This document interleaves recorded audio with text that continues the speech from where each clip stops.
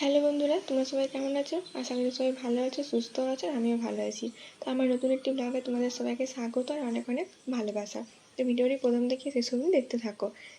তো আজকে হলো বিপত্তারিণী, তো এই জন্য আমি তাড়াতাড়ি করে ভোর ভোর উঠে কাজ বাগিয়ে চান টান সেরে নিয়েছি। এদিকে একবার মন্দির যাব, কারণ মন্দিরেও পুজো হবে, তো ওই জন্য পুজো দিতে যাব। আমার বর সব মন্দির ধুয়ে পরিষ্কার করে রেডি করে রাখবে, কারণ আজকে দুদিকে পারবো না সামলাতে, ঘরে আবার মন্দিরে। তো চলো, এই যে মন্দিরে যাওয়ার জন্য যখন বেরিয়ে পড়েছি, তাহলে গিয়ে পরে দেখি আমার বর পুরো রেডি করে দিয়েছে। মন্দির ধুয়ে, মন্দিরে বাসন টাসন ধুয়ে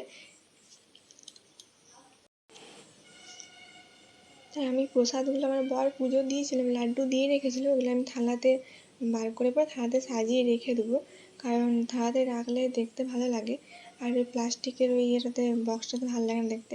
তারপরে আমি এখন বাসনগুলো একটু ভালো করে জায়গা মতো রেখে দেবো, কারণ একটু সাজিয়ে না রাখলে না ভালো লাগে না, সেটা যেখানেই হোক, মন্দিরেই বলো বা ঘরেই বলো। আমার বেশ একটু নিজের জায়গা মতো থাকবে, বেশ সুন্দর থাকবে, আর মন্দিরে সবসময় টিপটপ থাকলে দেখতে ভালো লাগে। জায়গা মতো রেখে দিলাম বাসনগুলো। তারপরে ওখানে একটু জল পড়েছিল, কারণ বাসনগুলো ওদিকে যখন ছিল জলটা সব ঝরে গেছে, জল একটু মুছে দিলাম ভালো করে, এতে কি অসুবিধা হবেনি। আর জল থাকলে ভিজে ভিজে থাকে, বসলে অসুবিধা হয়, তারপরে কেউ যদি উপরে উঠে তখন পায়ের ছাপ হয়ে যায়। ভালো করে পরিষ্কার করে মুছে দিলাম।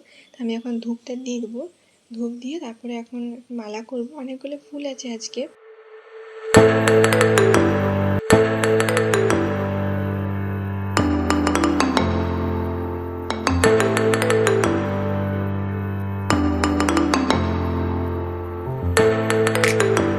ওয়েদারটা সেরকম রোদ দেয়নি, মেঘ করে আছে, রোদও ওঠেনি, কিন্তু ওই মেঘ করে আছে বলে একদম পুরো ভ্যাপসানি গরম রেখেছে। ওদের অনেকগুলোই ফুল ছিল, আমি একটা মালা করে দিচ্ছি, আর একটু বড় দেখেই করবো মালাটা।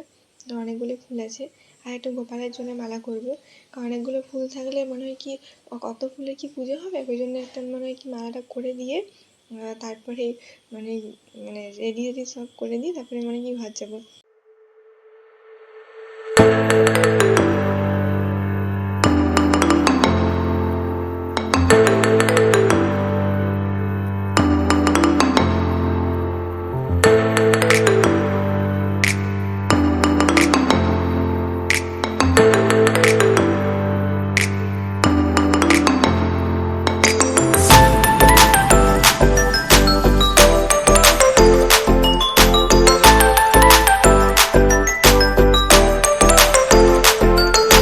তো আমার এখন মালাটা, বজরংবলীর জন্য মালাটা পুরো কমপ্লিট হয়ে গেছে।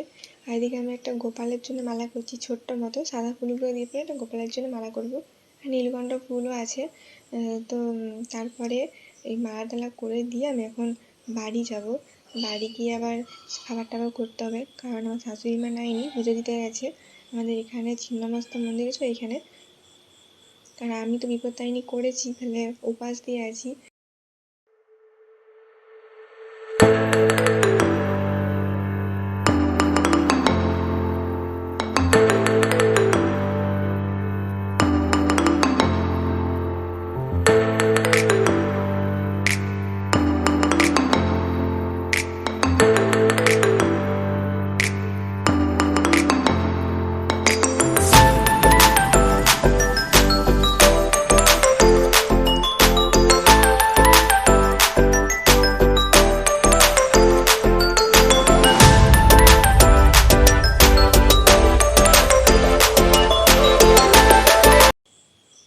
আমার মালাটা কমপ্লিট হয়ে গেছে, আমি এবারে করে ধূপ জ্বেলে দিয়ে তারপরে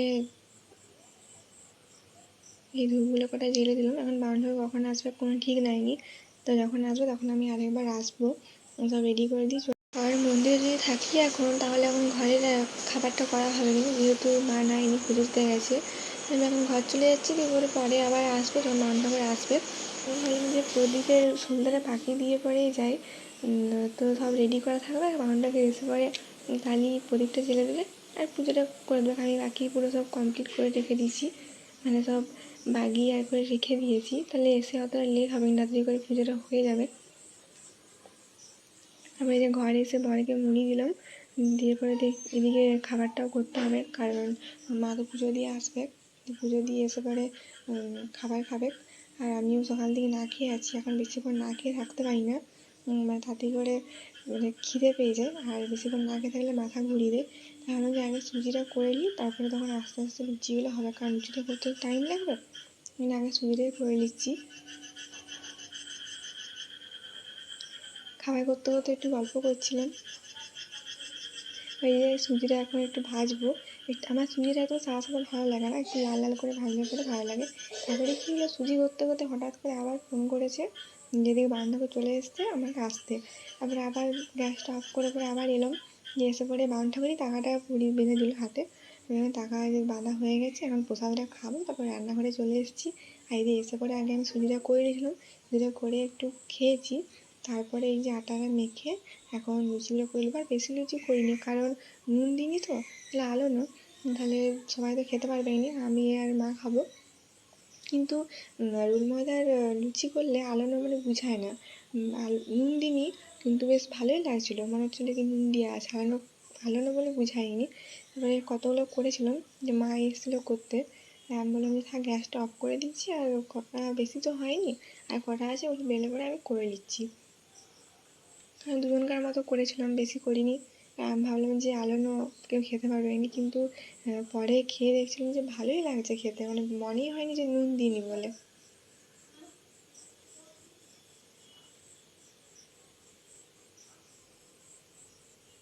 তো এখন আমার লুচি করা হয়ে গেছে, এবার আমি খাবো। তা চলো, তোমাদের সঙ্গে এখন দেখা হচ্ছে পরে একটা ব্লগে। তোমরা ততক্ষণ সুস্থ থেকো, ভালো থেকো। চলো, বাই।